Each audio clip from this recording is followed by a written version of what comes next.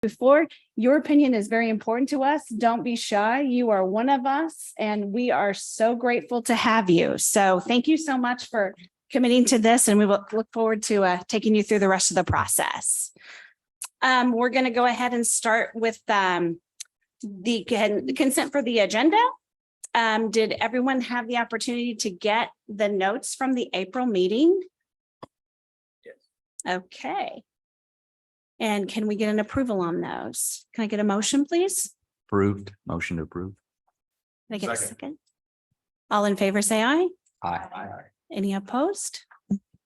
All right, so we have that approval. Okay, so the next item number 3 is the Youth Justice Oversight Committee report. And today is going to kind of be the Mark Fairchild show, but we're going to let him have it anyway. Mark, I'm going to turn it over to you. All right. Well, I won't have too much on this piece because I have Leslie Dunn with me from the Office of Court Services, who's the true expert on it. But YJOC, just for a quick review of what that is, the Youth Justice Oversight Committee came out of House Enrolled Act 1359, which actually spun off of a subcommittee created by the Commission on Improving the Status of Children. So that's why we're involved today, because that report comes back to us for some final approvals. But they've been working diligently since its inception, created several subgroups. We'll go through that a little bit. And of course, Justice Rush, and then was deeply involved, and it was chaired by Stephen David, who's not with us today, but I think we've heard from him in the last couple of meetings. And it will now actually be, there'll be a new chair for whatever work comes forward from here that we're working on appointments for.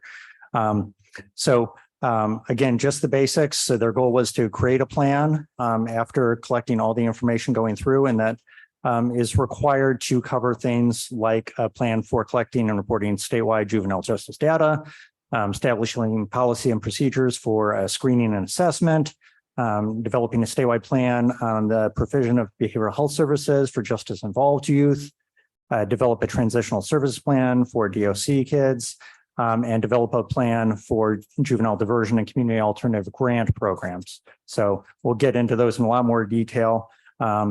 So to address that, we've spent a lot of time and energy with mostly staff support from the Office of Court Services, but then a lot of people in this room and a lot of other rooms across the state being deeply involved, forming and being a part of work groups on data, transitional services, diversion, behavioral health, screening assessment, the grants process, and kind of its own separate entity was the juvenile probation standards. And we'll get into that a little bit in more detail as we go through here today.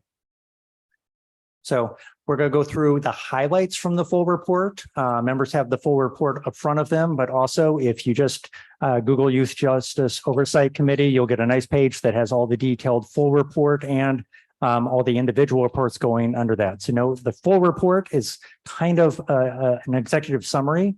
And then we've got all the reports for those individual work groups underneath it as well. So dive as deep as you want on all of that, but we're going to cover the recommendations today so you can kind of see what the final products are. And most of these recommendations aren't the work is done. It's here's the work that needs to be done. So we've got a lot left ahead. We're going to be hearing more about YJOC and whatever incarnation it takes next for probably several years, because there's a lot to do and we don't want to rush that process. We want to do it correct. That was the point of going down this road in the first place, is taking a hard look and making some real long-term change for those systems. So I'll hand over to Leslie Dunn, who's going to cover some of the recommendations.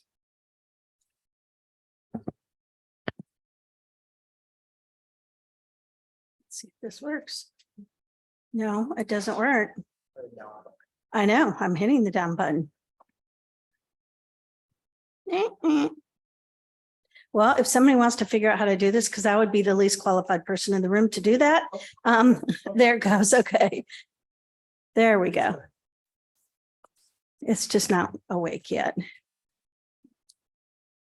Okay. So I'm Leslie Dunn, as Mark said, and I was the counsel and staff person for Justice David. And unfortunately for the Youth Justice Oversight Committee, he could not be here today. He sent his regards, and I refer you to his letter that he wrote that is at the front of the Youth Justice Oversight Committee report. that outlines some of his thoughts. So really nice letter if you want to read that. But my goal today is just to give you an overview. We had over 100 stakeholders from around the state, geographically diverse group of people who put together this report, as well as 20 people from the Office of Court Services. So some of the people involved are here today, but we had staff from DOC, DCS, DMHA, the public defenders, the prosecutors council, judiciary, education, pretty much anybody you could think of. We had a very wide group of people. So hopefully we got some really good input, and I'm just going to give you an overview. One of the most challenging aspects was to create a data plan. You probably know in Indiana, a lot of data is collected on or not on the county level. And everybody kind of collects different things except for a few reports that our office, IOCS, collects in different systems. And so there's not a lot of uniformity, and there's a lot of data we'd like to have to be able to tell us what is going on with our youth. And so the idea was to create a plan. How can we collect this? What does that look like? So we had a list from the legislature that was the deliverables, if you will, the things that they asked us specifically to look at. And you can read that, but it was performance measures, who should report and how, any research we think should be done. There's just quite a bit of things to cover when you're looking at our data. And so one of the first things that they did was they said, what is our goal? And our goal, they decided, was for us, our state, to have capacity to collect, analyze, report, and report data to improve public safety, youth justice and equity, and the well-being of youth. And so that was kind of the goal. And then from there, the first thing that they talked about was we have to be talking the same language. We got to have some common definitions. We've got definitions from different sources out there. There were some new definitions in 1359 that were provided. But so the first thing they did was create a data dictionary, and that is attached to the data report.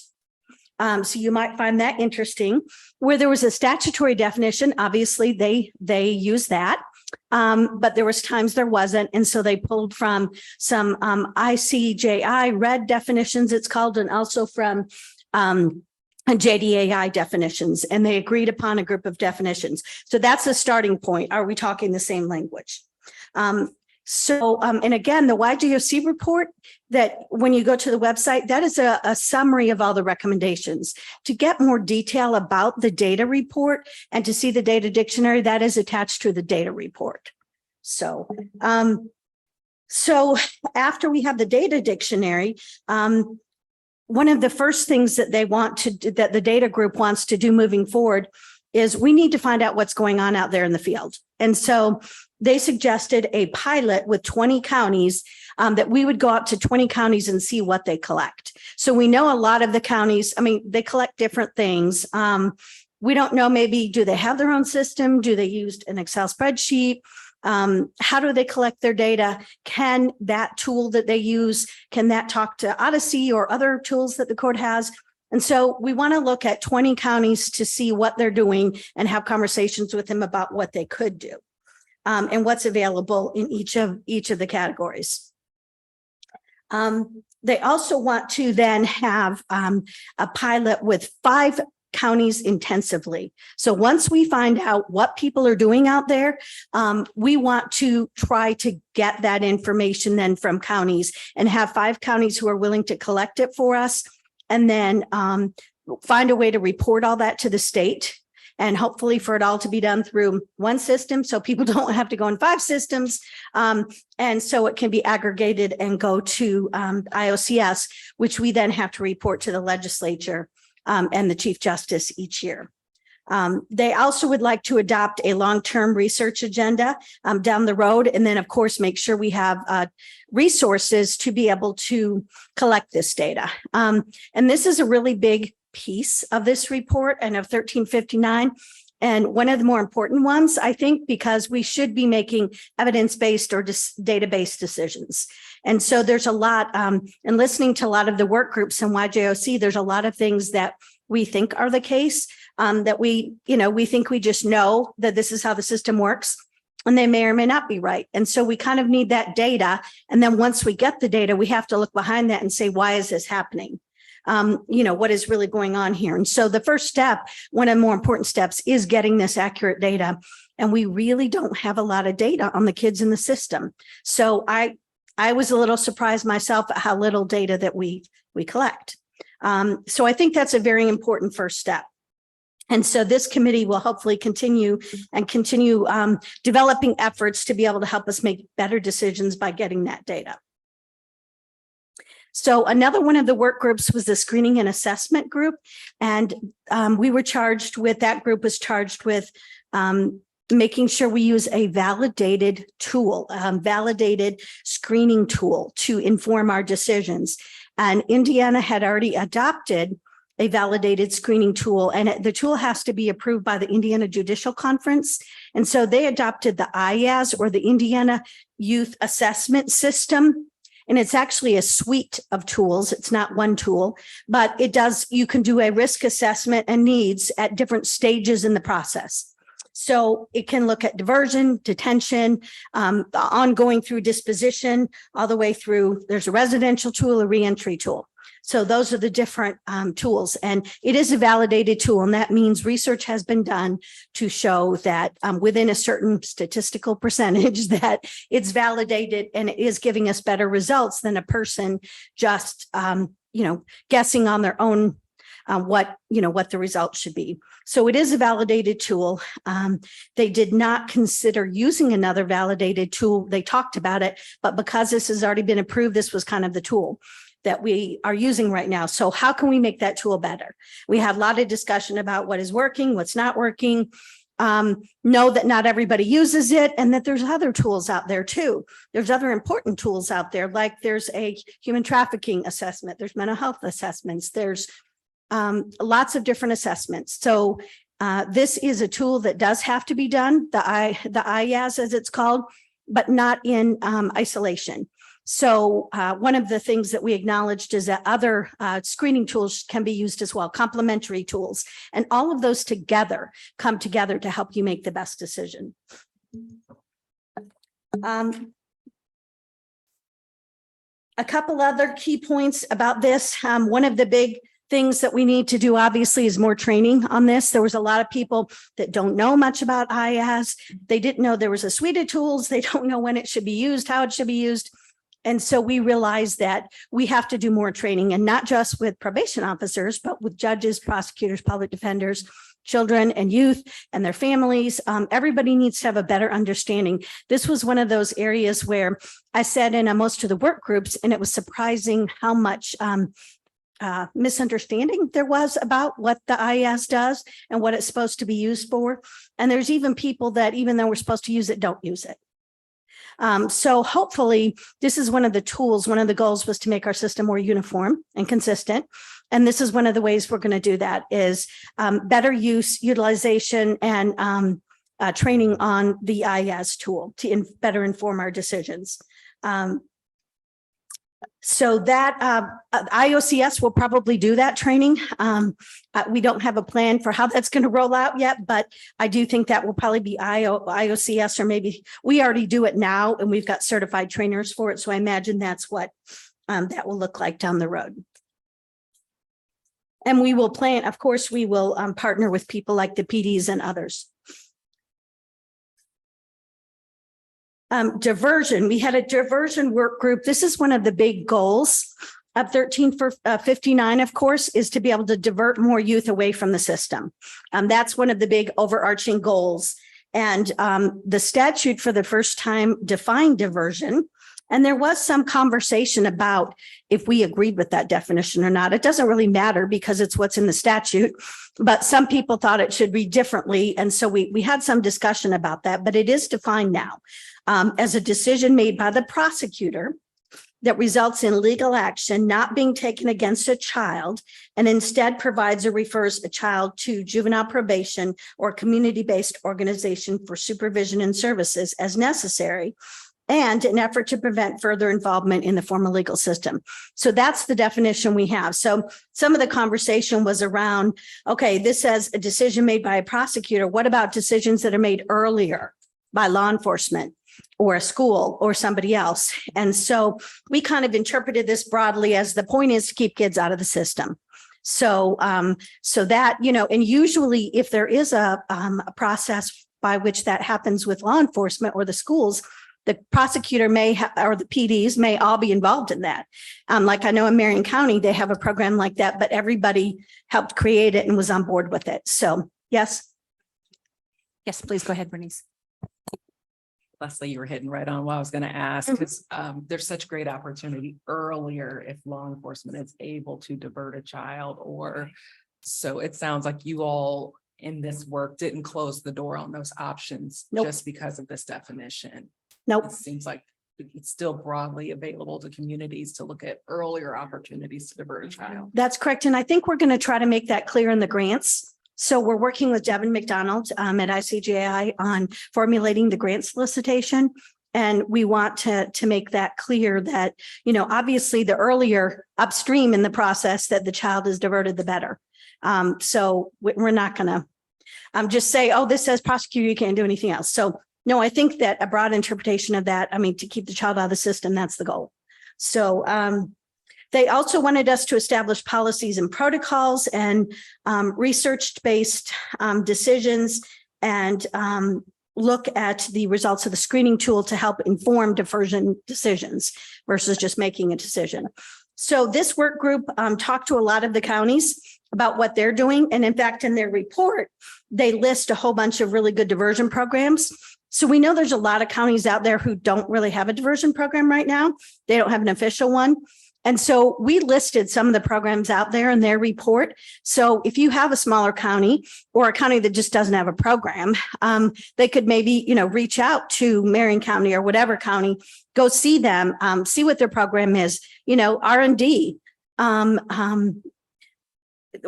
not, right? Why recreate? Let's rob and duplicate. So, so we listed some of those programs for those counties, in the diversion plan. And some of the parameters they created are that we want a clearly defined target population and referral process for diversion. They want to establish partnerships in the community to help with that.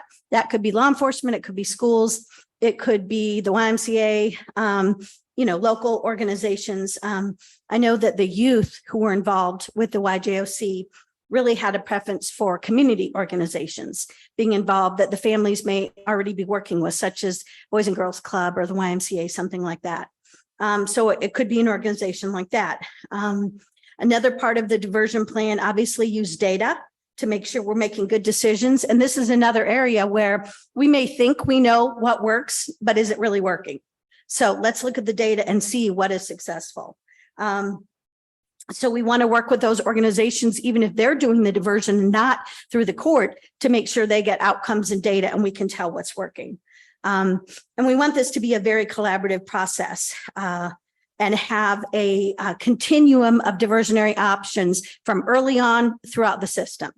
So, and that's kind of one of the overarching principles of 1359 as well.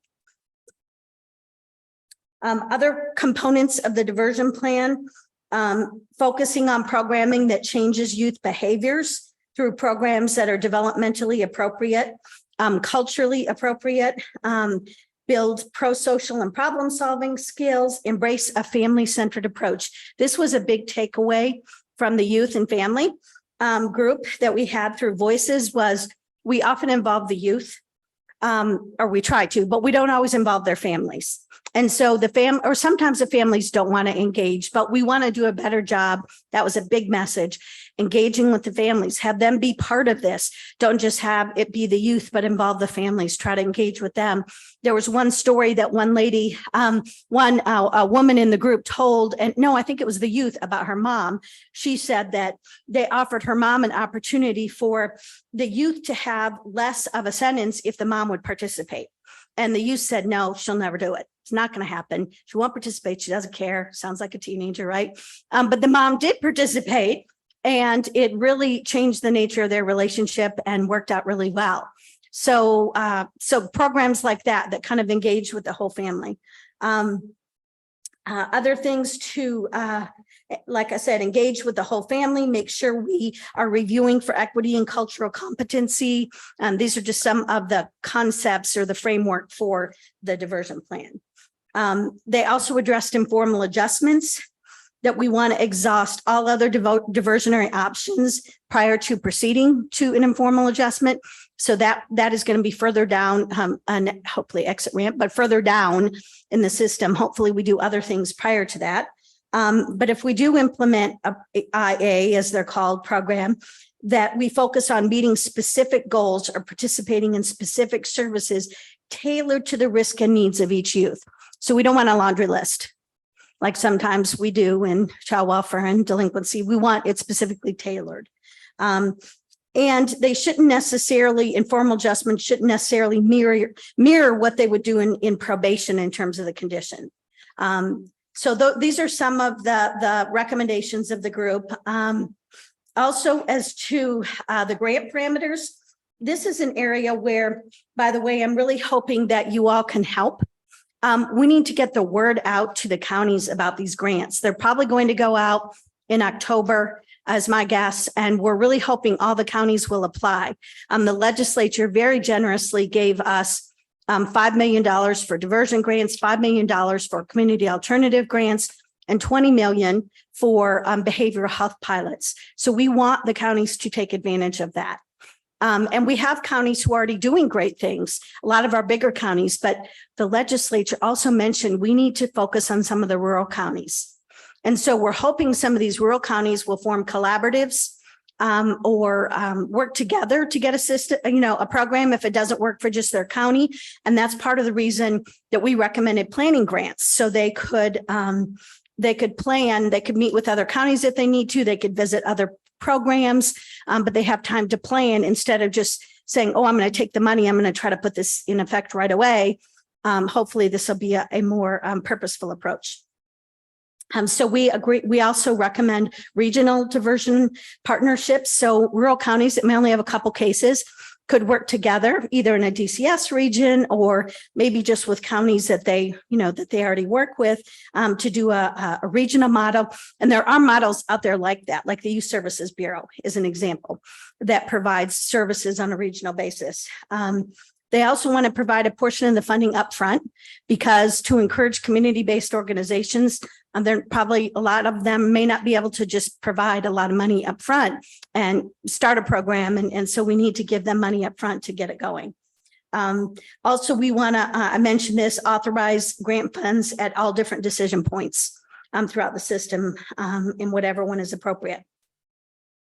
And in terms of the grants, this is something the legislature added last session in the part of the budget bill, I believe, but it was really helpful because they said they wanted ICGI to work with YJOC, the Oversight Commission Committee, IOCS, our office, DCS, DOC, DMH to work on the solicitation and the outreach and also review the grants.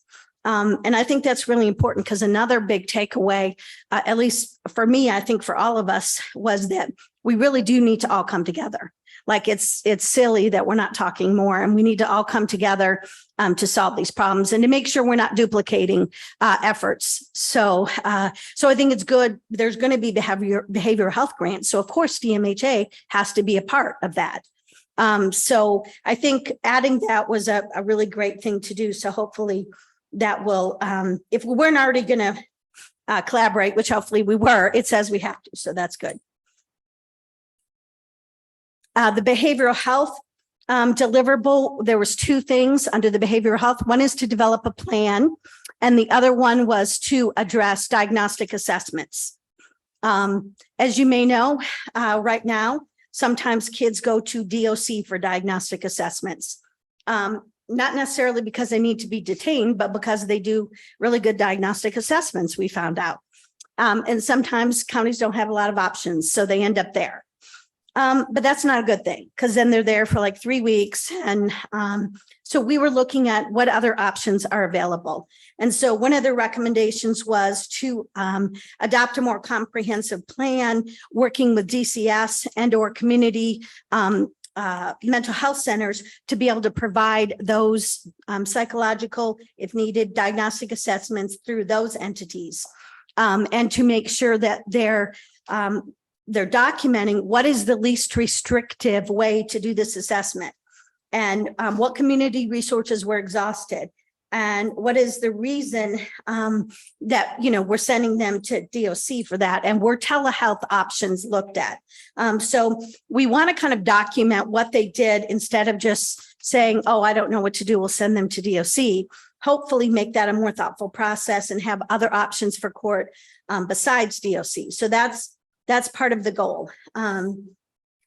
Also, they mentioned having an annual assessment by an oversight body. That may be IJOC, that may be the Behavioral Health Commission. One of the things we've talked about is we need to talk to the Behavioral Health Commission about working together. We don't want to duplicate. That doesn't make sense. And we need to work together on addressing the needs of our youth. So that was one of their recommendations. Also partner with the Behavioral Health Commission, utilize more telehealth options, implement a multidisciplinary team model for high needs or high acuity youth. And I actually really love this one because this is, to me, what we should be doing anyway, generally, to address some of these problems, which is they have a multidisciplinary team already kind of that they're piloting that has DMHA. And I don't know a lot about it, so I'm not going to say a lot. I just know they have a pilot. And they're doing this now. They're coming together on these tough kids that they don't know what to do with, and there's no good place for them to go. They're coming together after the locals say, hey, we don't know what to do with this child. We don't know where to put them. They're coming together on the state level to talk about it and try to find a better solution. And sometimes that's what it takes, because sometimes the county people don't have an option. They have limited resources and they're not able to access some of the things people on the state level can access. So that seems to be a really good model that's working well. And so they recommended that. And hopefully they will do more of that just for these kids, like I said, that we don't have a lot of alternatives for. Other suggestions, making sure that programming is evidence-based, like using some of the new kind of, I guess it's new, MST, multisystemic therapy, and other programs we know are working, mentoring programs, things like that, making sure, again, we're using evidence-based tools, not just what we think works. And they want to have the local counties play a role in this and develop some plans and policies too, because they're the ones that, have the direct contact with the kids first. So in terms of developing a plan for how to better do these assessments. So that is some of their recommendations. Grant process deliverables. And these actually were a combination of the grant work group, but also the diversion work group worked together to create those. And the grant work group was supposed to decide the amount of money that should be dedicated to each grant, the funding formula, the performance measures, and how to streamline. And so I was actually on that work group as an official member. The other ones I was just a spy, not a spy, but trying to make sure we all liaisoned with everybody. But I was an official member of this work group, and we had a lot of discussion about this. What should this look like? How can we benefit the rural counties the most? And so they developed a funding formula that hopefully does that provides actually more money to smaller counties. Now, you might think, as I said to them, well, they're smaller. Maybe they don't need more money. But that one of the truths about this is that they don't have any resources. And so although, I'm not saying the bigger counties have tons of resources, but they certainly have more resources than the smaller counties. And also you have to take into account transportation, getting people there, and all those other components that just are available in counties that don't have mass transportation and things like that. So that report has some great suggestions in it about using the funds. And so I encourage you to look at that. Since we did get the funding, those things will be implemented. Like I said, hopefully around October, they're going to be going out. I mentioned the amounts of the grants. There's diversion grants and then community alternatives. And we talked about, okay, what's the difference? What does that mean? But since diversion is defined and has a certain meaning, community alternatives is alternatives to detention. And so that's what we're looking at there. And we had some discussion about, is that pre-adjudication? Is that, when is this? When would we offer these? And again, we're thinking maybe a more broad reading of that could be at other stages, maybe even post DOC possibly. And so we had some discussion surrounding that. So we'll see what the grant solicitation says about that and what people say they have a need for. So again, thank you to the legislature for funding that. It's helpful. Transitional services is policies. They were charged with developing policies and a statewide implementation plan to guide transitional services for a child who's a ward of DOC. So transitional services are when a child is released from DOC. What we think we know, and again, we think we know, and that was part of the big problem with this particular issue. What we think we know is that very few counties offer transitional services, and that they're probably not mandatory, they're optional.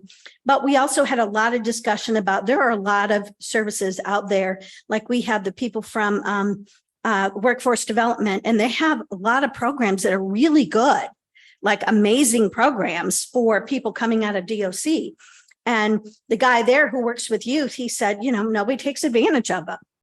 Well, maybe we're not connecting them. Maybe we need to do more to make sure they know about those programs. There's housing programs. There's a lot of different things. And if we don't connect them to these programs in a more direct way, it's probably not going to happen. And that time right when a child gets out is such a critical time, or anybody, because we don't want them going back to their old habits. And so, but we also didn't want to recommend something without knowing, is this going to be effective? So we had probably the most discussion about this particular recommendation, a lot of discussion about what was best, some differing opinions. And what they finally decided, they didn't want to do anything too radical without knowing how effective is this going to be and what are we doing out there. So as part of the data committee, and you know how they're going to be working with specific counties to work on data, they also want to work with those counties. We may do a survey. I don't know what all they want to do, but they want to find out what are we already doing and what's working, because we don't know that. We know there are transitional services through DCS, but then there's other counties. St. Joseph County, I think, is one of them that has their own transitional program. So we need to find out what's going on and what's working. And so in summary, that's what they want to do first, and then make more recommendations on how that would happen. Does that happen by the court resuming jurisdiction? There's more limited options than you might know, because basically, as DOC told us, a child has to be released on parole right now in order to take advantage of transitional services. DOC doesn't have any other way to do that, to provide those services, unless probation or the court reopens the case. And so they can dismiss, put a youth on parole, or have the court reassume jurisdiction. So there's a lot of discussion about what's the best way to do that. So that's what they're hoping to sort of study and analyze and look at.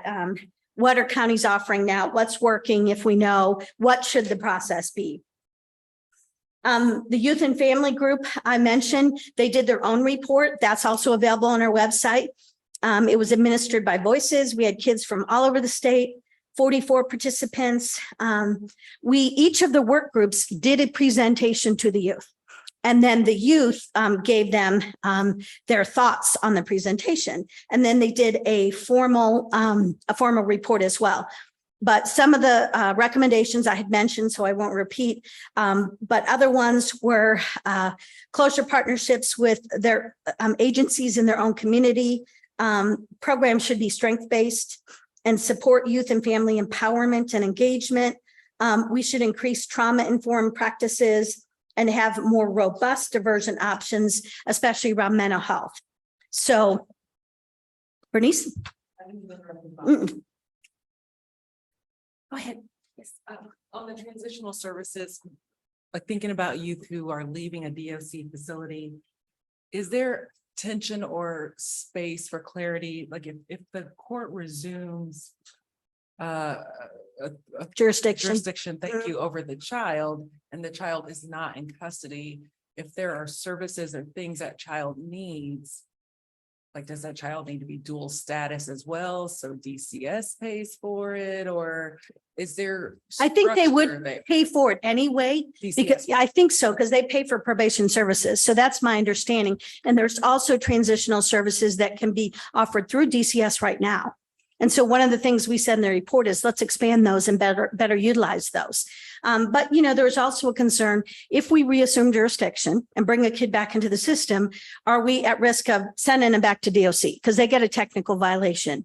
They do something a kid does, like maybe they smoke pot or maybe they drive without a license. I don't know, but it maybe isn't something that should result in them going back to DOC, but it could. So are we kind of bringing them deeper into the system just by reopening the case? That was one of the counterweights to a court always reassuming jurisdiction.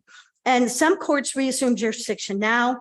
It seems like the consensus was that should be looked at on an individual basis. Like we don't need a rule, again, to be fiscally, we use our money well. We don't need a rule that would apply to every kid that may not be appropriate. We should look at the individual circumstances and hopefully make a good decision with input from DOC and the probation and the court about what each youth could do. So we know transitional services work. There's national studies, which they mentioned, that tell us that it is successful. So, how can we make sure we're doing it that way, that it helps kids and doesn't hurt them? So that was kind of the discussion. Also, juvenile probation standards. This is one of the things that's done. Yay. So we won't be addressing this any further really right now. They were charged with making some changes or having a new juvenile probation standards.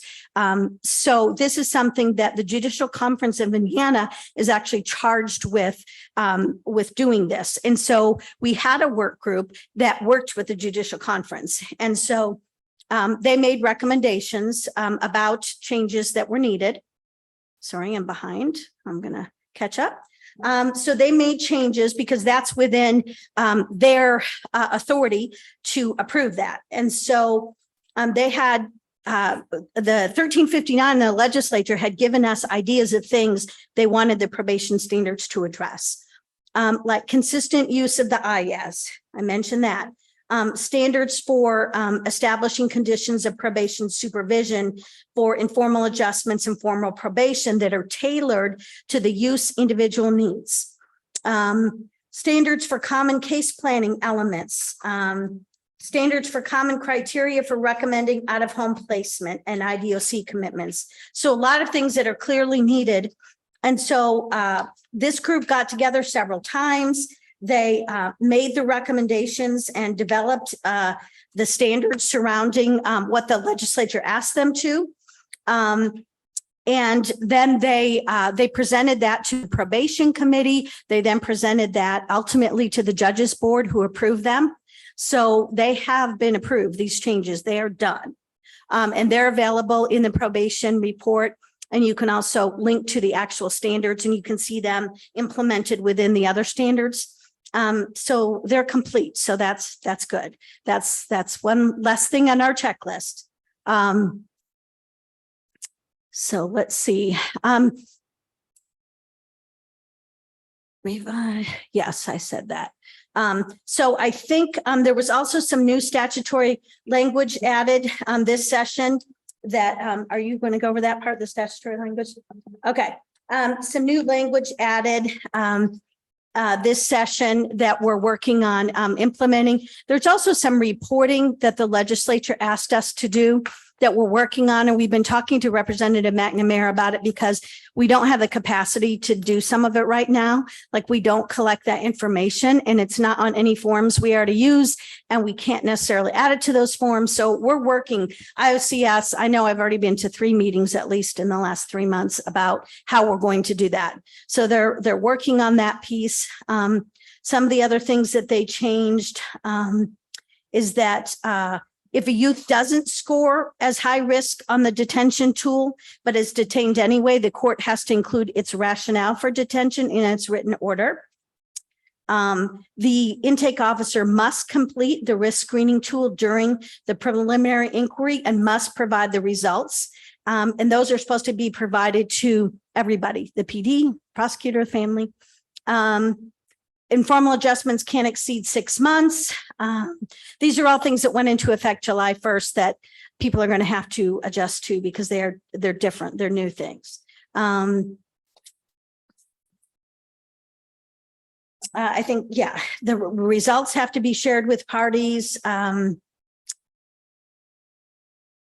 So these are just all some of the, we list those in the report. There's lots of different things that went into effect July 1. And so obviously there needs to be a lot more training so people understand. And we've already went to the Juvenile Justice Services conference and provided training to them. There's been training to Popeye and all these different probation groups that I don't know what the acronyms mean, but there's a bunch of them. So we've done training to them. And we're starting to get requests from individual counties. So we just had a request from Henry County to go and do a training. And so again, to be conservative with our resources, what we'll probably do is create a webinar and then post the webinar on the website and make that available to people so we don't have to keep going to counties all the time. So that's kind of the plan, but there will be some hands-on training as well. But we'll try to do that. In combination with a bunch of counties, so we're not going all over the state. So that's kind of the plan on that. And I will turn it over to Mark now for some next steps. But if you have any questions, we're going to be getting a new chair hopefully soon, and then we'll meet and kind of decide, okay, where do we go from here? What does implementation look like? What groups do we need to have? All that kind of stuff. So that's where we're headed in the very near future. So thank you.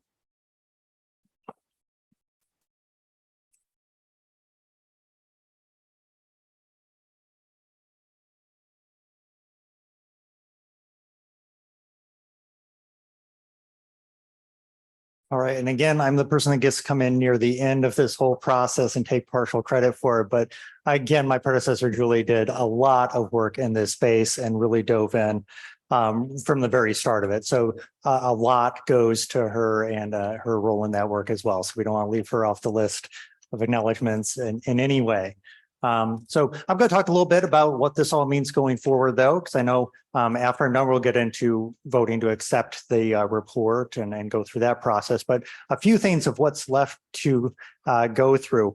So the budget bill last year is where the grants process was delineated in there, as well as some of the ongoing roles of what was going to go on. The grants process will be a large part of what happens next to the implementation phase. So what's our role going to be in all that?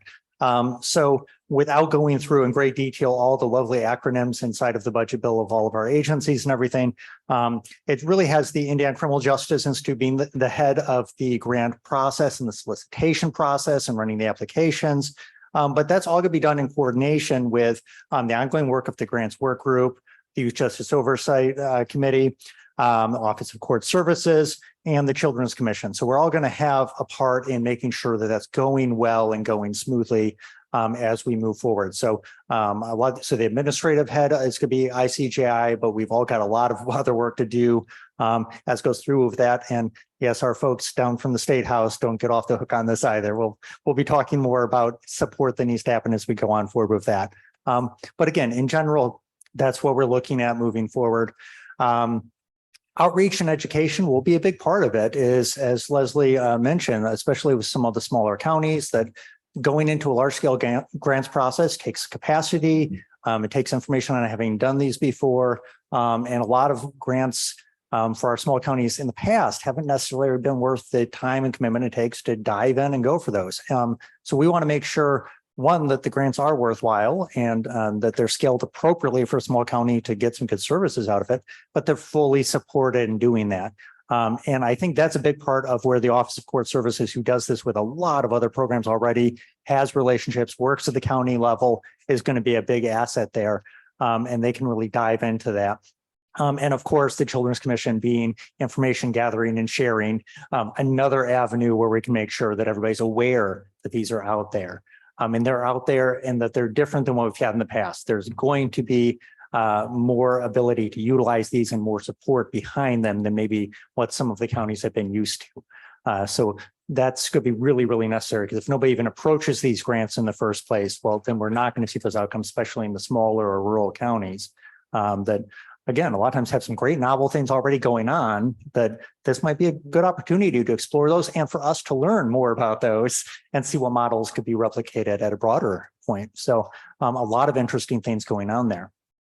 Now, I would want to mention, and we'll segue after this presentation into a little bit more, a good place for the commission to be involved is looking at that policy and legislative support in.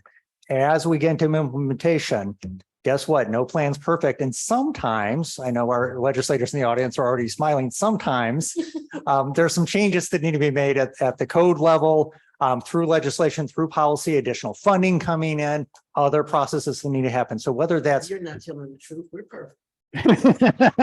I didn't say you made the errors. You're just correcting them.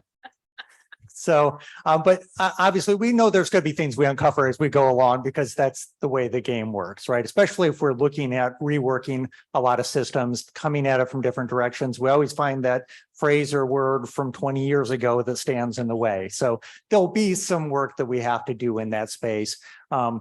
And looking forward, I think that's a good place where the Children's Commission can really be actively involved in making sure that happens and happens well. So Office of Court Services doing some of the support work, ICJI doing a lot of the administrative work. Here's a great place, whether it's working amongst agencies and working at administrative level or working at legislative level. I think there's a support need that is going to arise there. And we're in a good position to do that because we've got that broad landscape across agencies that we do cover with our work. So something that we'll hear about going forward. And again, another reason why later on the agenda today, we're going to talk legislative affairs process, because we got to be able to plug in to some of this. And the YGOC was just getting started when we created our strategic plan, but now we know that we've got an ongoing support piece we need to integrate into that. So we'll be looking at that in a little bit. But plenty ahead for us to do. We really are just getting started on YGOC. This isn't the report's done, recommendations are made, find a shelf to put them on, right? Nobody's feeling that way. Everybody's anxious to say, now, what are we going to do about all this work we've done? So really important stuff going forward. Again, so if you want to look up more information or if you want to read the full the report and then all of the work group reports underneath of that, in.gov/youth justice is where you'd look for that. A lot of great information there, as well as some other information from work that the committee has been doing. I'm happy to take any questions. I know Leslie's still here for any questions before we get into action items. Okay, no questions? Okay, so we need to have an approval on the Youth Justice Oversight Commission report. So I ask for a motion, please. Motion to approve. And a second. Second. All in favor, say aye. Aye. All opposed? Okay, it is approved. Fabulous work. Thank you so much. Thank you. I just want to say that I loved your spy comment. But I understand totally where you were. You were sitting in the middle of all of it with absolutely no comments to be made. You just had to make sure that the ball keeps rolling. And I love that. I may steal that spy comment because that was pretty amazing. So our next part of legislative, we're kind of segueing into legislative affairs, actually. Do you want to go ahead and speak on that a little bit, or do you want me to start out with Yeah, if you want to introduce kind of what brought us to this. Okay. So I have the distinct pleasure of serving the District 18 and sit in on family and children, education, and health. So I basically take the human body from birth to natural death inside the legislation. And I kept hearing, I was put in the Children's Commission midpoint. So I didn't really get a good understanding of what was going on.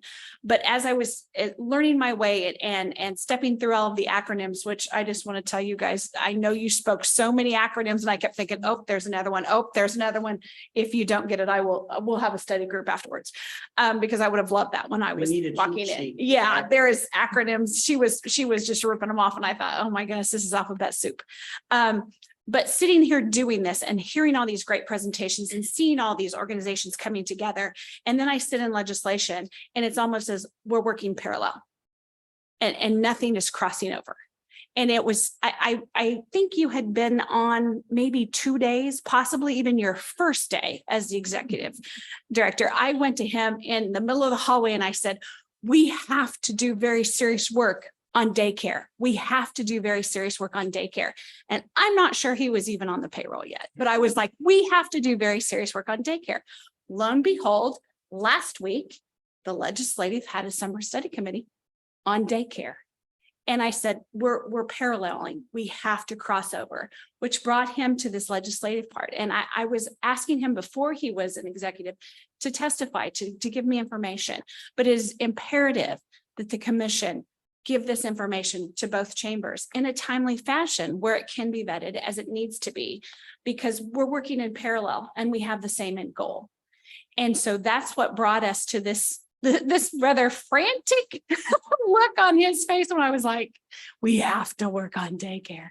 And there's so many other processes that are running parallel that we have to cross over and get into this legislative process. And that's what brings us here today. Absolutely. It was really with my background doing legislative affairs, lobbying, and other nonprofit work for 15 years now in total, realizing when I came in quickly and saying there's a lot that we could be doing, a lot that we're not doing, and a lot that we just don't have the right process in place to be doing appropriately with the commission. So this was high on my list. So apologies in advance for everybody here and online, but yeah, now that I've got the podium, I'm going to keep it for a little bit here. But this is a very important thing, and it's something I've heard from really most of the commission members in some forms, as Senator Niles says, somebody coming up and saying, but we have to do something about this.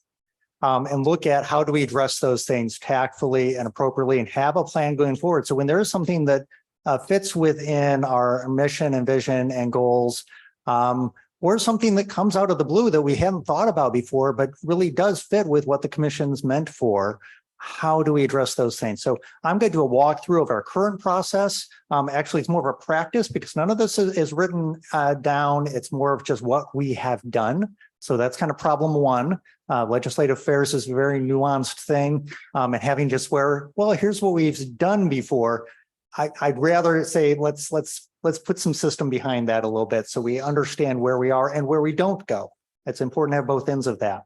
So we'll talk about that a little bit. And it's important to note the General Assembly did last session vote to include direct funding for the Children's Commission with the understanding saying we want to see you guys be hearing about what you're doing and we want you to be involved. So we want to own that promise and make sure that we are involved where it makes sense for us to be involved, right? So let's see, we got up and down different on this one. So we're going to go a few things. I'll go through the current practice. I'm going to just give some hypothetical potential levels of involvement that we could go into, what some of the activities around that might look like. And then I really want to open up to discussion from the commission. We're not going to be voting on process today, but we want to get our heads wrapped around what our level is that we're really looking at getting involved and what makes sense for the commission. And we'll go through some next steps after we get a little bit further in. Okay, so a few things. What we currently do, this again is practice, not process. Generally speaking, we have a recommendation or endorsement. This is the main one you've probably heard. So an issue of interest is brought to a task force, committee, or subcommittee for further study. It's vetted by the task force and committee chair, decided if it aligns with the strategic plan, and then there's study that happens at that task force or committee level. Very often we create a subcommittee to say, let's really get the right specialized people involved in this. Maybe they're not attached to the commission already, but let's use the opportunity to bring in people that know this topic rather than us trying to become masters of a topic that somebody else in state probably already knows, right? That's what the commission's about, is bringing the people with the expertise together, not becoming experts in everything ourselves. And then that would turn into a recommendation. In this case, we're talking about ones that become a legislative recommendation. So that'll be vetted and approved by the task force or committee once they get something formal down. So they've got their data, they've done their study, they know what they want to see happen, what makes sense to see happen. Then that recommendation is forwarded to the executive director. So I look at it, make sure it's in the right format, make sure proper research has been done so it's ready for the commission. And then we'll look at slating that for the agenda on an upcoming commission meeting. Our executive committee vets the agenda too, so there's another catch to make sure all three branches get a chance to look at what we're bringing forward at the next commission meeting going forward there. Then it will be presented at the commission.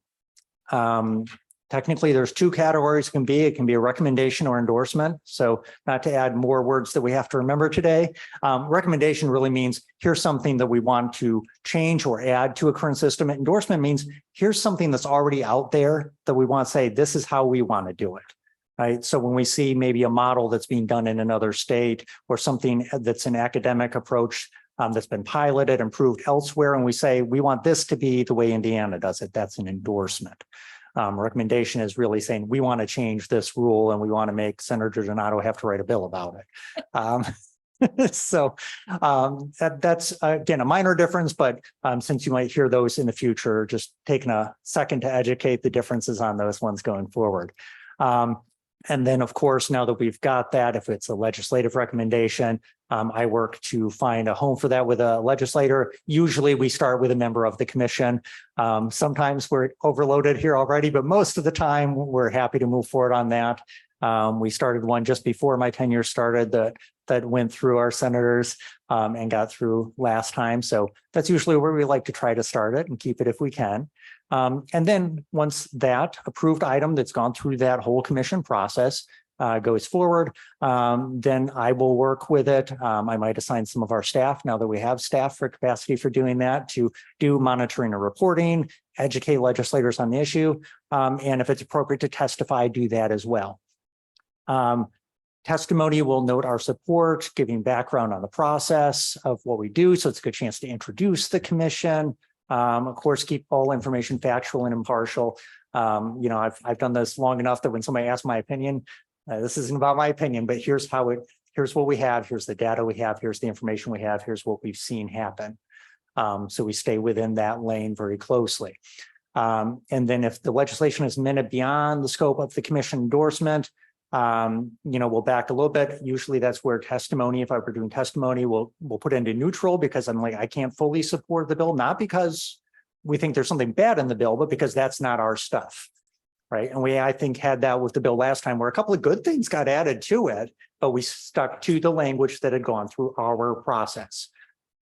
Even though the other parts were like, that's good stuff too. We wouldn't have minded saying we support that. We really stuck to saying we endorse language only going forward there. The other category we have is monitoring and reporting, right? And this is exactly what it sounds like. We watch bills that are related to our issues and other emerging child issues. We keep a spreadsheet on the commission website tracking those things. That's really just, here's what we're watching, here's the stage it's at. And that's that. There's nothing saying we support, we're neutral, we oppose, any of those other pieces on it. It's simply saying these are the things we're watching. That's usually myself, our staff, our interns that will watch that. So again, we don't add any weight to that as far as what the commission's view is on it. This is just keeping an eye on everything that has some of that germane child-related language in there. So again, we'll usually keep it close to ones that are in the mission or vision, overarching principles, strategic plan goals. So this is a little bit broader versus the earlier category. When we do a recommendation or endorsement, this is something that's really baked into our strategic plan. That's an exact fit that we're just turning into something. When we monitor and report, we're saying, let's watch everything, but limit our interaction with that beyond just watching it. It really is watching it.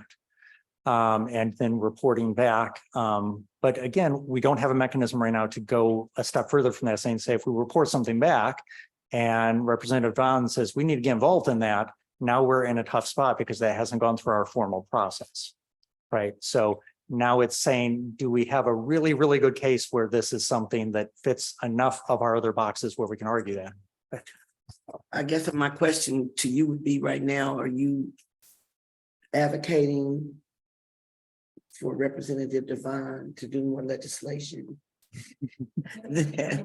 and Senator Donato, I just kind of on the peripheral. So that you would have a mechanism to do that? I mean, is that something that you would like, or that's not how we were set up. So would there be a major change in? I think it's less of a major change than it's simply that we don't have a process in place. So actually, so going on, good segue there, because it is something where I want to go through some hypotheticals of what could a process look like that would open that up a little bit more, especially when we have things that happen during session, things that happen prior to session, but aren't a part of our strategic plan that really makes sense for the commission because it does relate to our mission and vision or overarching principles.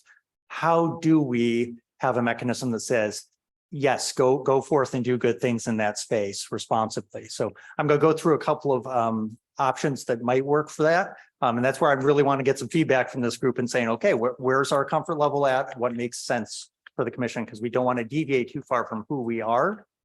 But we are hearing the saying there's more places where we can be present than we are. Right. So that's going to be our discussion today for sure. So again, yeah, that's why I have next is the question. So what happens when we have something that we want to act on, but hasn't gone through the process of a recommendation or endorsement through the full commission? Which again, that process is 6 months, 9 months, sometimes a year of development. So it's not responsive. Not in the way we would sometimes like to be. And Senator now mentioned the daycare issue, which has been moving up and up and up the ranks over the last year, but we don't have a strategic plan goal that relates very closely to it. So I can't point to that and say, here's the permission for us to be involved in this. Let alone do we have a recommendation or endorsement on the table that's in the form of pending legislation that I can take a leadership role on. So that does leave us with just all we can do is keep monitoring those things. Again, because of the lack of a process, not because we're not interested in those things, we just don't have that. So talking about some things we can look at. So these other issues of support or concern, and I know that's a very broad category, but that's what we got for now. We can shore that up if we decide to write down a more formal process on this. So when we have other things that relate tightly to our mission and vision, overarching principles, or the strategic plan goals that haven't gone through that process, what can we do there and what are we open to thinking about there? So I'm going to give a couple of hypotheticals, and these are kind of the extreme caution and the moderate involvement pathways in between. In my work, I've worked with agencies and with nonprofits and other groups that fall on this spectrum here. So I'm kind of going to give both bookends of where usually folks are comfortable working within. Okay.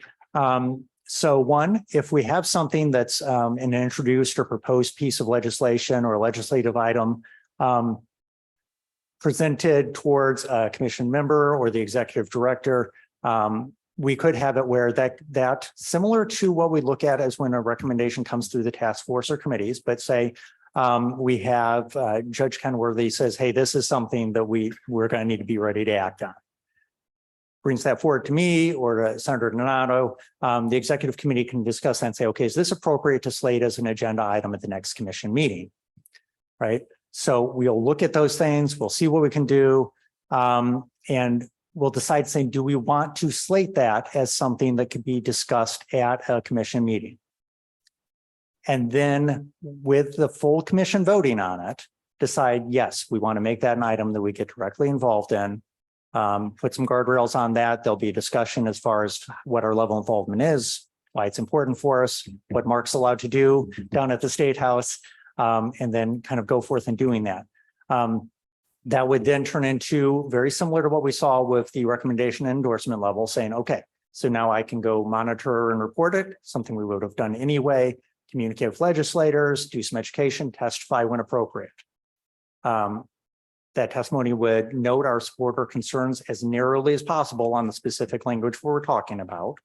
I still want to stay very much away from ever speaking negatively about the entirety of a piece of legislation because I think that's outside of our mission. We're about cooperation and working across branches. So speaking against something that's introduced by one branch doesn't seem to really be a fit there. So largely towards the support end or neutral education end. And then for the purposes of testimony, we probably stay in that neutral range still. So they asked where are, well, we're neutral on the legislation in general, but I want to provide some information about it and how it relates to the commission's priorities. right? Probably similar to what we've seen from other agencies in the past. Do other commissions have a process like this in place? And that's a good question. So a lot of what I'm taking here is actually from, I sampled a couple of other commissions as well as state agencies as what they have. So we're staying within what's been appropriate within the government affairs space as far as government agencies and government commissions. Yes. And most of them, the larger ones have an actual director specifically for legislative affairs to make sure that this process is being executed precisely.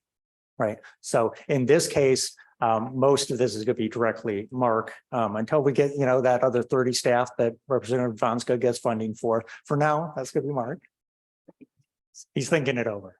So if that didn't get on camera. And I do want to reiterate things like, in this case, testifying. So if we're broadening it up and it's testimony, I'm the person testifying. That is something that's generally not going to be appropriate to delegate to other staff. We want to keep it at the appropriate level with those that have had expertise and time doing that. And when you get up on the stand, you don't want to get caught, where sometimes they want to make you take a stand on something when you're saying, I'm here to educate, right? So we want to keep that very careful in that space. And of course, throughout the entire process, communicating with the executive committee. So if I think, hey, this is one that we're going to have to maybe up our game a little bit more, do a little bit more, or maybe I'm not sure if this is the right space for us, because I'm hearing from 3 of our agencies on the commission saying, really, we're in favor of this, and you're kind of speaking on the other side of it and making us look bad. Well, we might need to say, okay, we need to back away from that because maybe we didn't have a full picture. All right, so making sure that consultation with the executive committee continues throughout the process. That's one that we have there. So next item that I want to propose as another option, this is also very common. It's common in the nonprofit space, but legislative agendas also are definitely something that a lot of state agencies and commissions utilize as well. So we'd be looking at for option, we want to call this option 2. So option 1 is full commission votes on any action going forward. Now you can see there's a limitation on that because full commission doesn't meet that often, right? So we basically, December and February would be our chance to say, if we're getting involved at the State House, we got to get approvals there. And if we're doing it in February, it means we probably already missed one entire chamber's activities, right? So we effectively You cut mixed out. us all together because next year's short session. So Yes, we'll be out. exactly. So we might miss the entire game if we're looking at that. So it'd really be either we decide on something in December, which means we already have to have a good idea what the pending legislation is even going to be in December, or we're out of luck. So that process would miss a lot of things, but it is the high caution one to saying, but everything went up front of the full commission before there was any action. So that's one end of the continuum there. And again, I'm not saying that's this option or that option. I'm given the spectrum so we can decide where we want to be within all of that. So the other end, another very common approach, I'd say prior to the December commission meeting, executive director creates a legislative agenda that's done in consultation with all of our committees and task forces, because we don't want to cut them out of the loop here, and the executive committee. All those groups vet that vetted legislative agenda that gives the priorities of things that we might need to interact with at the legislative session. So this could be more issues and topics, right? So daycare and increasing daycare capacity. And we can write this as specifically as we want and as broadly as we want, but we're going to make sure it's vetted through the executive committee and all of our task force there. That agenda then comes for, in the December meeting, a vote up front of the entire commission. So still making sure that we're checking the boxes on the list that everybody's involved in this. The difference is, instead of this being a specific recommendation, it's saying these are issues we're going to pay close attention to and perhaps get involved with during the legislative session. Still not ones that we're writing legislation on or anything, right? That's still going back to the recommendation endorsement level if we're creating something. But these are ones we can interact with. Okay. So once that approved, that kind of serves as my marching orders and things that I can delegate to team members as appropriate for either monitoring, seeing what does surface, and again, if we get into testimony and other things like that. Right. So that gets more of a standing order approach for the entirety of the legislative session. And again, similar to what we've talked about before, this means I could report on it, monitor it, communicate, educate legislators, testify when appropriate, This again would be that same focus we talked about before. We keep a narrow focus on support or concern on a specific area within the legislation, avoid speaking in totality ever against a piece of legislation. And the purposes of testimony, we'd stay towards neutral unless the entire legislation is something we can support. So just what we said before, unless every word in there is something we're like, this is great, love it, everything's good. And note, a lot of times during session, things change and get amended. And it's also why we're kind of following more this legislative language than we're following pieces of legislation. Our one last year it got amended into a completely different piece of legislation, then had two other things amended onto that. So we follow the language, not the legislation, right? And then we still stuck to the items that were on the list. So even if a good thing shows up in one of these, if it's not on that agenda that we created, we're still not speaking on that because it means we haven't had a pre-discussion to say, we're okay with this. We think we have information to share on it. We're invested in this one. We're not going to just jump onto everything that we decided is a good item now.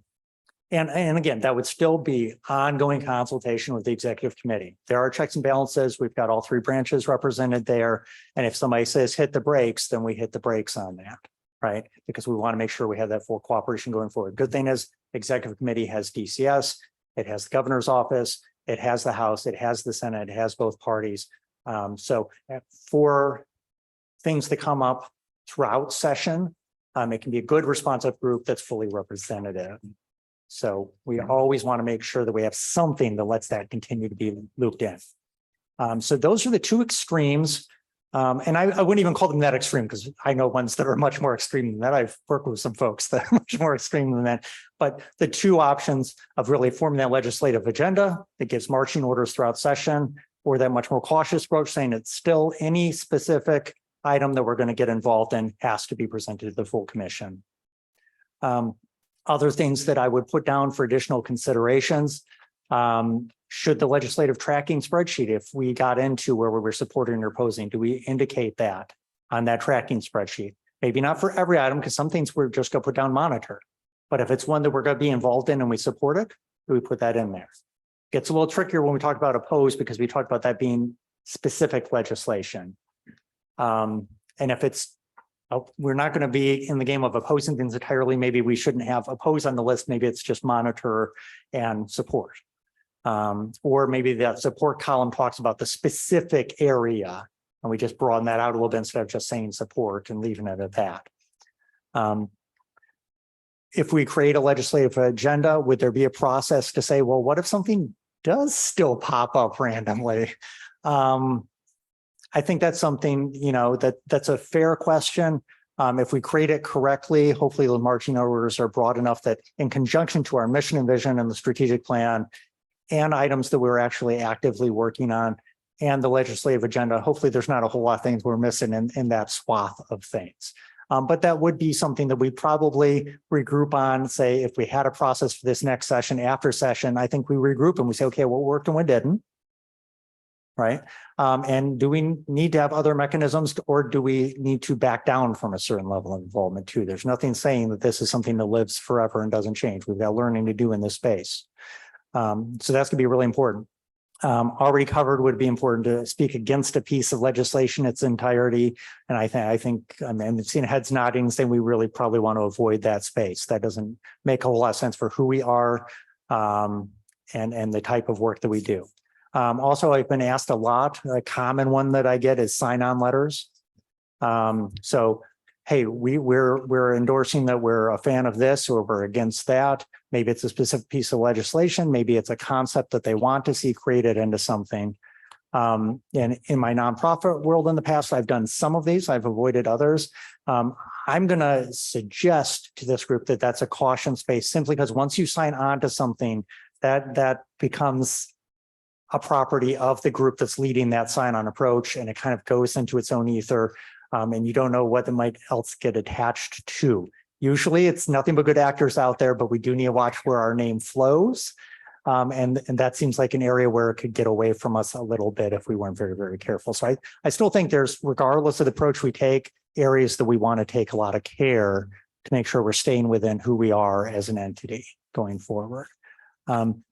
So that's kind of my overview of what we have, some potential paths moving forward.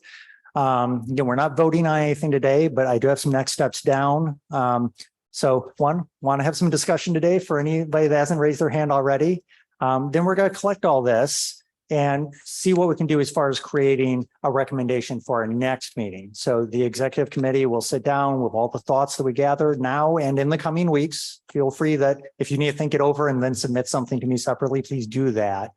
We're going to review that, see if we can come up with a cohesive recommendation of a legislative affairs process and then present that at the next meeting, which gives plenty of time for executing that ahead of the next legislative session.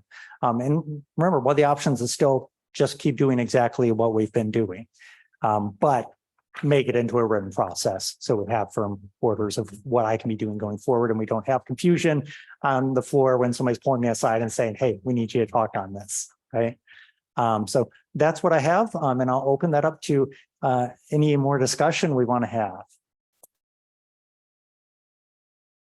So again, my major goal here was to educate and get it in a timely fashion where it can go through both chambers.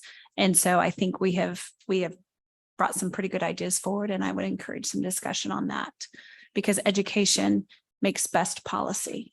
And if you don't have it, you're not going to get good policy. So that was my entire thought process of bringing all this forward. So any comments?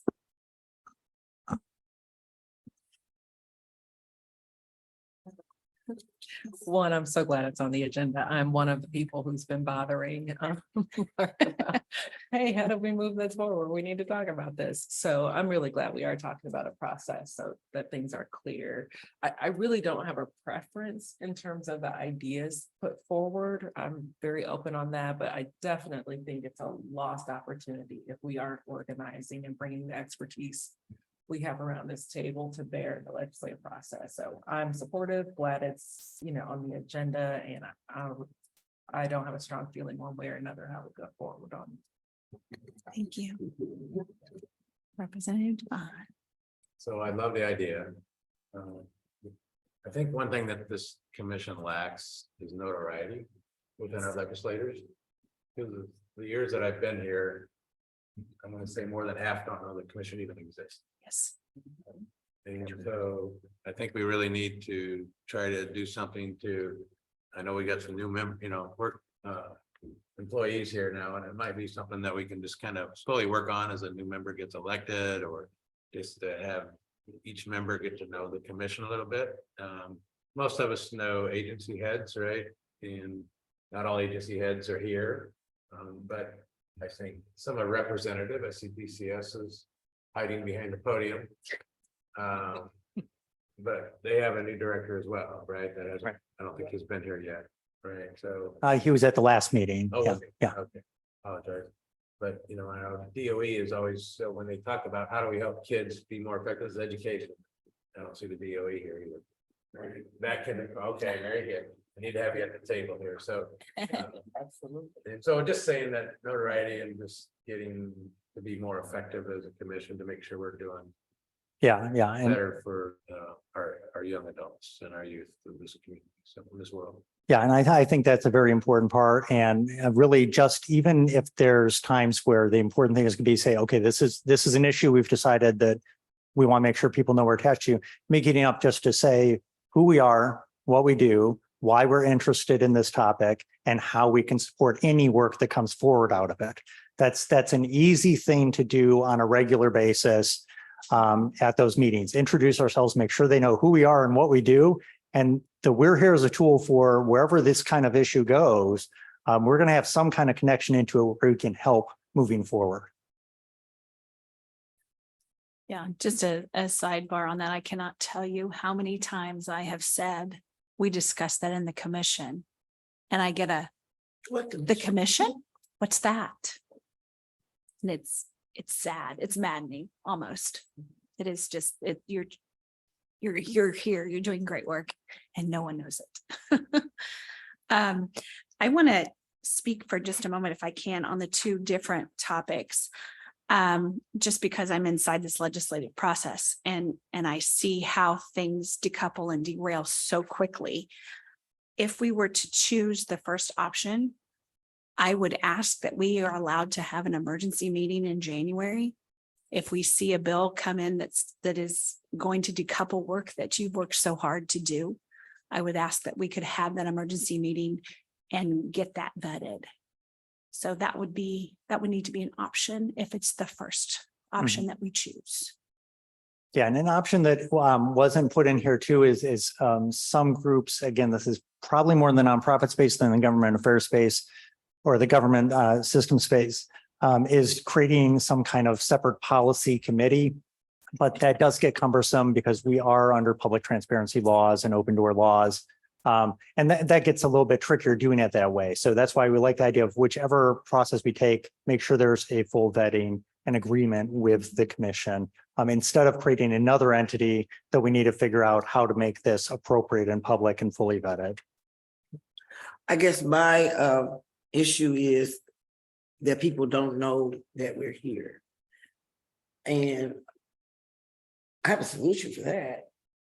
We just throw a party for the representatives. And when I say that, I mean, you have something at the State House while we're in session. Then we work as ambassadors to get our members there where we talk about what we're doing. So that may be something that we want to do. You're right. They go, you're on what? Yes. All the What does time. that do? You know, and we've been here for years. So Yeah. I'm big at throwing a party, so. Yeah, and I think something related to kind of that State House Day approach makes sense. And we do already have where we partner with Indiana Youth Institute doing their report. But then it's kind of, we're just a table off to the side for that 1 hour. So maybe there's something we can capitalize and We build may into need that. our own day. Yeah, I mean, Yeah. the thing is that yeah, I think we need our own day. And what is so unique about our commission is you guys are all the heads of something. You know, you have to, you know, we have the governor's representative here. We have Representative Weaver. I'm gonna make you Representative Dr. Weaver. Whatever titles. Dr. Weaver here, so we made this commission so that all of the heads, the important people would get the information. You know, and they, you know, they show up. And so I think that we need to introduce ourselves and the importance that the heads of certain agencies believe we're important too. So I think we just need to do an introductory reception. If you always feed representatives, they will come. And, you know, especially if it's at the time when everybody is busy and they need to eat. If you got some good food down there, they will come and they will listen. So I think that we have a problem, but I think it's easily solved. Couple of steps. yeah, I totally agree. And my past life marketing voice is always in my head saying, we have a great story to tell and we're not telling it, right? I think that is very, very important that we get out there and do more often. Part of the legislative affairs process, of course, would be like more opportunities for me to make sure that we're having that direct interaction at the State House. I think that's another example of doing that. We talked about, we have a volunteer recognition reception that we do in December. I've already talked to our staff and saying, can that also be just kind of an open house and get to know us? Just one more opportunity. Not that we're going to find the one thing that fixes everything, but we've got a lot more places we can be present at. And I don't think we've capitalized on that. And I know we've had, you know, part of that does relate to not having a separate budget item. So we've been kind of borrowing kindly from the Supreme Court and the Office of Court Services, who was our administrative home for our funding portion before now. Now we can go a little bit more broad into So that. you need a line. Well, we've got a line item now. It was put in last year. Yeah. Oh, okay, Yeah. But now that we do, that's why we can have a much broader discussion on that. okay. Yes. So we're really looking forward to jumping into a lot more areas now that we have the ability to say, well, we're not asking the parents for money now. We've got our own part-time job, right? So sorry, I've got 3 17-year-old teenagers. It bodes true. 317, you got triple?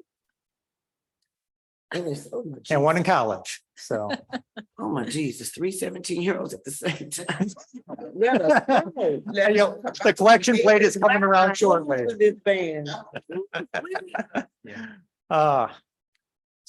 Yes, I think you're absolutely right on topic. That we need to be doing these things. We're gonna get more invested in these things. We've got staff capacity now to do more. We've got the funding support to do more. And again, I want to own the fact that the General Assembly giving us that line item was meant so we are doing those exact things. So we're going to be doing those things.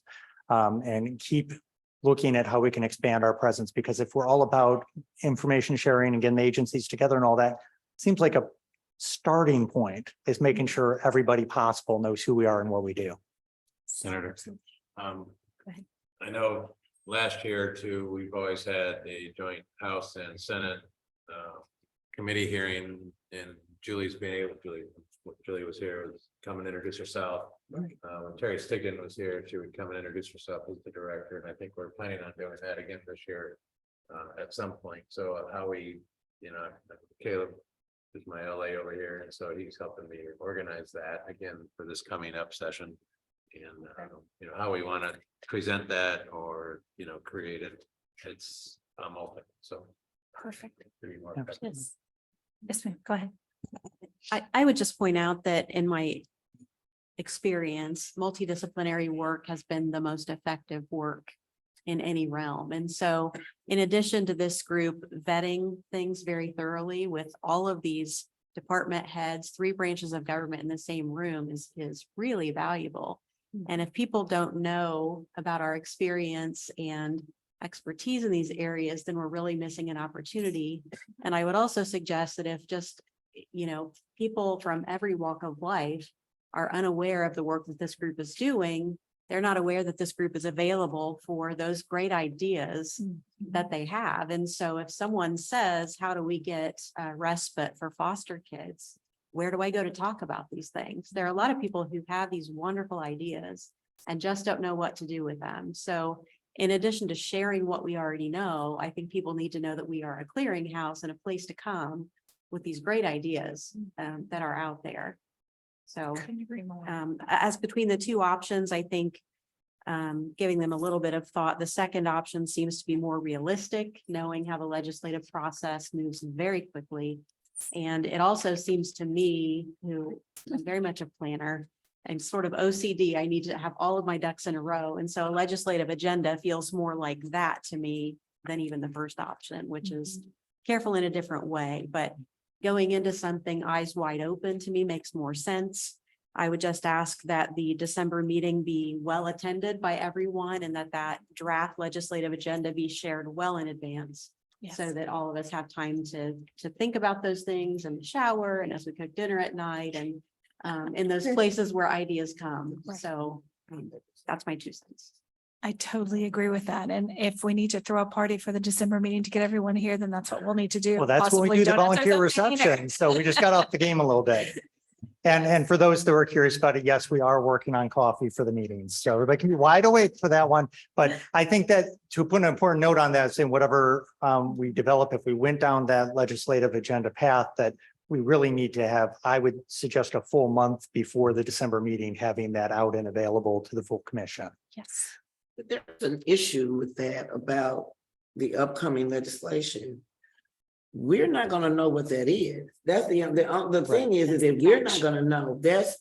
We go in January, our deadline to have our bills in is like, if we go in on January the 4th or the 3rd or 4th, then that next week is so we're not gonna know what anybody's legislative ideas are. Mhm. And so about the second week in January, it's easier in long session that we could plan that out. But in short session, we're flying by the seat of our pants because it moves so fast. So that's the thing. The dates don't add up with how we want to do it. Well, that's why creating the legislative agenda too, if we went, again, these are just a few hypothetical paths, but if we create a legislative agenda, we need to find language that's open enough to cover the issues that we know we're interested in and that are likely to come up. So, looking at daycare, if we put in language related to daycare, we probably leave that pretty broad because we're still figuring out what the options are on that. So it's not saying this specific type of legislation on daycare is something we get involved in, but we say looking at new and novel approaches for increasing daycare capacity and affordability and access. Well, that means that by October's meeting, we need to have those ideas. We're pushing it for December. The discussion Mhm. needs to be in October and December to bring those Mhm. type of ideas forward. I mean, I agree with that process. But just be mindful of the crazy way you gotta know how the dates on our session, once we start in January, then. And I'm pretty sure that we don't have those dates for 2020 Yeah.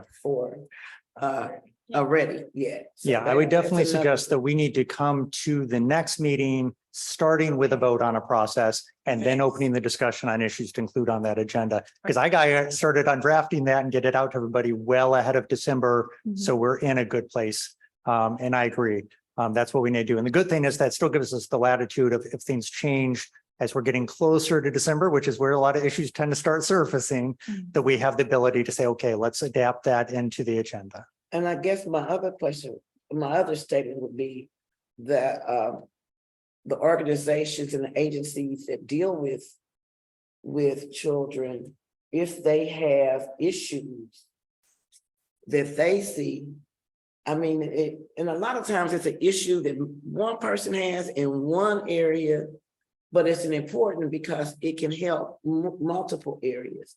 So we probably need to ask those agencies also, do they have legislative ideas? What was your wildest dream in a legislative idea? So that Representative Devine and Senator Donato can take those pieces of legislation. I think just to clarify what you're saying is we are asking the agencies maybe to vet here a little bit. Yeah. Prep us for what it Yes. is that we need so that we can keep playing defense for those objections that are coming in and say, no, this is not a good idea and this is why. Because I'm gonna piggyback off of your triplet.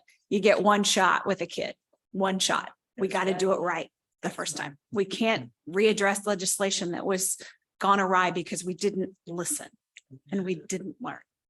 So a lot of Or we put something opportunity. in place that handicaps the providers. We would never want Right. to do something that we thought would work. And then when it gets down to the people that have to do the work and it doesn't work. Yeah. I think that's another important. Right. So just something to consider. Go ahead. Thank you. Just a quick question. How do you, so with the legislative process, let's say we have a legislative, we have a bill, but the day of the chairman of the committee wants to amend it. And maybe it's something that you go around there, Judge Kenworthy's fine with it. Jay hates it. Representative Devon's fine with it and so on. I mean, how do you get kind of real-time feedback that represents all of our very diverse interests Those to go in confident? Well, that case, go. That's the in the committee process. I'm saying, yeah, like we're right then and there. Okay, right then. Yeah, at Or the just committee the- process, that's where you voice your. It's at least one of us have looked at the legislation before we got a committee. Right. So we have looked at the legislation and we see where the bump in the road could be. So what we have to be is advocates for that bump in the road and how to change that. And yeah, So it happens in real time. yeah, Yeah, and I but I'm think, saying in committee, what if you propose a change or somebody else proposes a change in committee? And Well- it's not something that really represents me. Then It we represents argue your to the, interest, but not this side of the table. no, we argued to the point. Then that is where we are your arms and legs and voices. A lot of times we will have seen the amendment also. And if it truly doesn't fit, then somebody's gone to the chairman and, or we've talked to each other, or the minority members have talked and said, what are we gonna say about House Bill 1234? This section on page 36, line 4 wipes out everything for everybody else. So then it's on us in that committee, or someone coming to that committee saying, if you turn to page 10, line 4 through 10, this wipes out what happens and helps a myriad of people. And a lot of times you'll have lobbyists, advocates, lobbyists, and lobbyists that have already looked at that and knew that that wasn't good. So they're in the backgrounds trying to fight to get rid of whatever the bad piece is. So that's what's going on. All of that's going on at the same time. Did I say anything that wasn't true? No. You are- But if I'm there testifying in that instance, it's really going to come down to if it's something where I feel that we haven't fully vetted and discussed, stating that and saying, I haven't had an opportunity to look through and discuss this appropriately with our leadership, so I can't comment on that. And there's times that that's what you have to do. If I've had time where it showed up the night before and I was able to reach out to the executive committee membership and feel like we had a good handle on it and approval to move ahead, then we'll do that. But the times where we're not sure if we've really got our heads wrapped around it yet, that's the kind of stuff that can come back to bite you if you support or oppose without having full knowledge. So I think we just back away from You that. say, he tells us he can't talk on it, but we can. Mhm. You know, he can't say anything, but And not to beat a dead horse, but I'm just saying, what if there's a proposed change that Representative you're in favor of, but Senator Donato is not? Oh, that's in always favor- happened. Well, but I'm just saying, how does the executive director represent our interest in committee if the committee has not had it? You gotta get us together first. I think without community agreement is Yeah. something that I don't act on. Okay, thank you. Because it's about speaking on behalf of the commission. The commission's not in agreement or hasn't found a path towards agreement, which hopefully they've discussed in the background and said, actually, here's a path forward. But if there's not, then it's not my place to speak because I can't say that the commission fully endorses this. And if they don't, then I'm not properly empowered to do that. But yes, they can still say, well, I want to say my piece on it. That's, I have no control over what Representative Summers is going to do. Everybody knows that. Hey, you don't know me that well. Again, to your question, though, I would ask as agency chairs to reach out to us, have a meeting with us, explain your viewpoint, because again, we get one shot. Mhm. Best legislation moving forward is the best policy for our children. Yeah. So as chairs, I would ask you, we have built this relationship. We're on this committee together. We obviously know what everybody looks like. So if you come into our office, state your case. And Let us also if know. there's something that falls don't under know. where maybe it's an agency bill. So the executive committee and the legislative affairs agenda already says Mark can do stuff on this. But I know it's a Department of Health bill. I think maybe something we were in the process saying, we don't move without consultation directly with Department of Health on that because it's their bill. And we are there representing a collective of agencies in the work that we do. So we need to make sure we've at least involved them in that process. Very important. Involvement is crucial. Yes, ma'am, go ahead. Thank you so much. I was just gonna say, and you as department heads, you all can also reach out to the representatives and send them a letter or make a phone call or come by and say, hey, this is the things that we support and this is why. They will listen to you. So please take advantage of that situation. And the other good thing about this Children's Commission, we may be Democrats and Republicans, but our heart is for children. So with our heart being for children, we tend to agree on everything and disagree together on everything. So Right. that's another good point Yeah, about. and I look forward to that, being able to say that the commission is made up of Democrats, Republicans, senators, representatives. Go through the list of state agencies and all the branches we represent and say, and we're in favor of moving forward on this type of legislation. That's a powerful voice. And again, one that I feel like maybe we haven't used as much as we've had an opportunity to. Yes, sir, go ahead. The last thing on this, and I guess something I think will be coming up and it's as chairman of a committee, I tend to, if it's an issue, I'll reach out to the agency, if it's affecting DCS, I want to have some dialogue with them. If it's a lot of times the Judges Association might be you know, kind of resistant on certain things. And the governor's office is always resistant on everything. But, you know, it's last year, we've been studying but Senator Ford has been studying legal representation, right, for foster youth and homeless youth and so forth, and didn't get anywhere.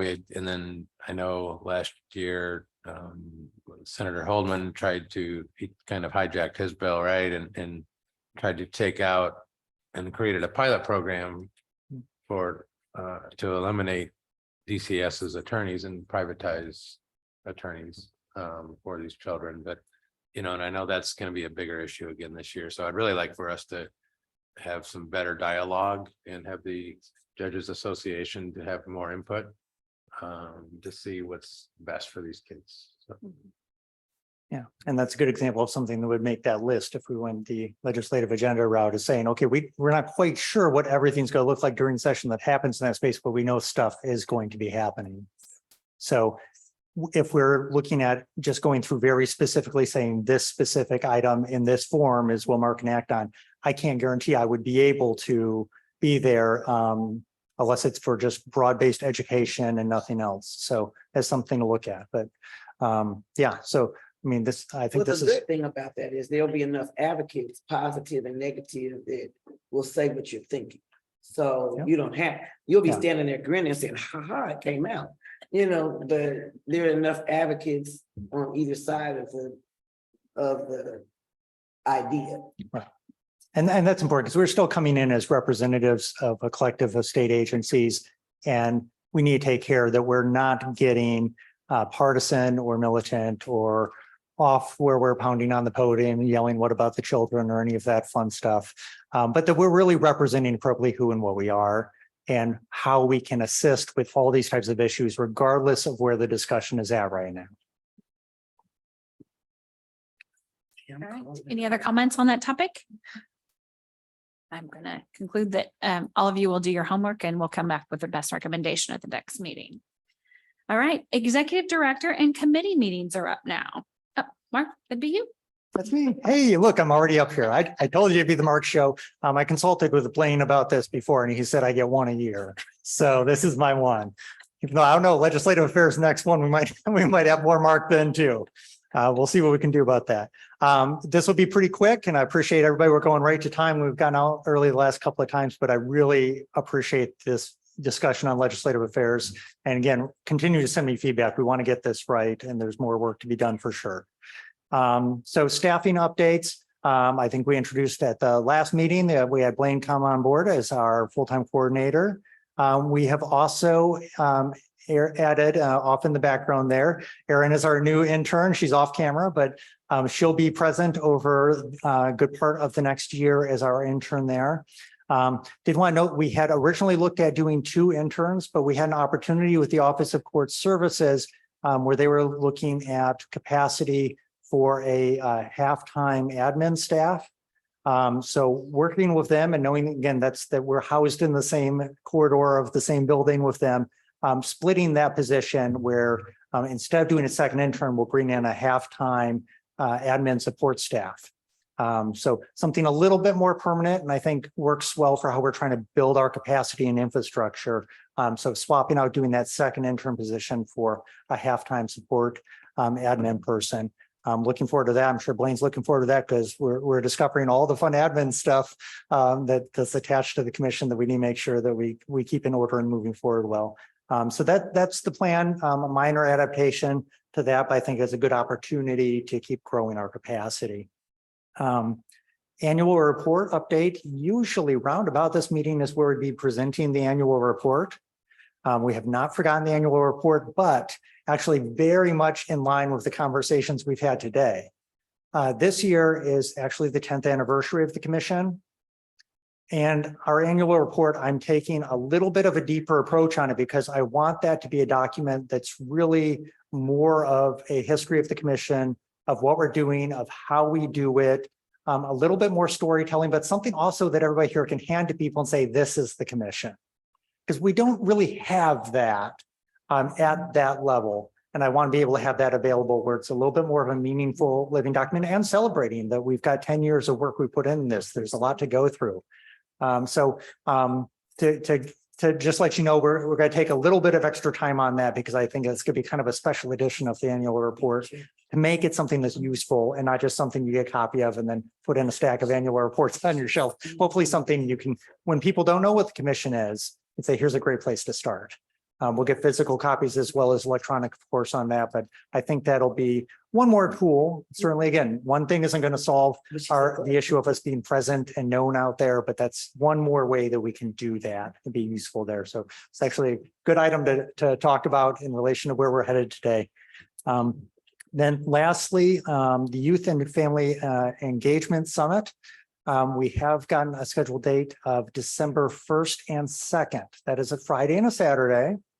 The Saturday is largely, we're going to focus on youth and family members and education there. And then the Friday is going to be our professionals day.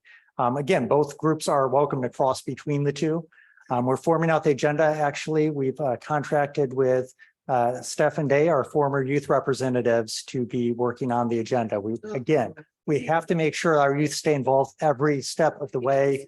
And they're just going to town. They've got lists of speakers and they're so connected in so many different ways. It's going to be an excellent day. And we're looking at making sure that first day for the professionals that we do piece on authentic youth engagement, but also, as we were talking through, authentic family engagement. We missed that piece. About making sure that we have both generations fully invested and involved. So I think it's going to be a half day on each of those items.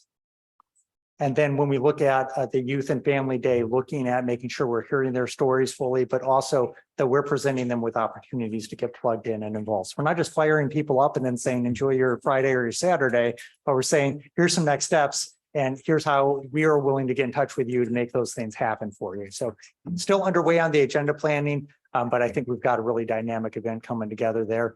And yes, there are people here who will get calls and emails saying, we could really use you on a panel. So wait for those because that's going to be happening. We know we always want to make sure people feel connected, involved, especially in the policy and legislative process to say, we've got open doors that you just don't know are open doors. Let's make the introduction. We always like to do that when we can. And then last thing to say about that is we are exploring looking at sometime late January, early February, having a follow-up of a on the grounds State House immersive for those youth and family members that are interested, saying, let's walk you around, get you talking to a legislator, not doing where we're doing a State House day with them, but really giving those that are interested an opportunity to get really hands-on. Okay, now, let me say something when you do the completely hands-on. Make sure they understand before they come to the State House what they had to do. I have our sorority comes every year, but before they come, I teach them how to advocate. See that, so so they're not going and not knowing the process, and yes, your legislator, because I may not be your legislator. Your legislator may not look like me, but you're their constituent and they have an obligation to come and talk to you, but there's a way you ask. So that's another piece. So we're going to look at the youth and family engagement, some of being the start, where we at least tease them and getting interested and see how approachable it can be. But then before just showing up blindly at the State House, we're going to have some really dedicated time to all the process and everything. And I mean, having been a person myself and having take others for their first time to the State House, just knowing which door to go in through and how to clear the metal detectors and what floor, what do you mean the second floor is really the first floor? Or is it the other way around? I don't even know. And why do I keep getting lost in the basement? I've been here for 5 years. And why didn't all you that tell me not to put them heels on? That Uh-huh. last And the joys of walking on marble floors for 10 hours straight. Right. I know that one.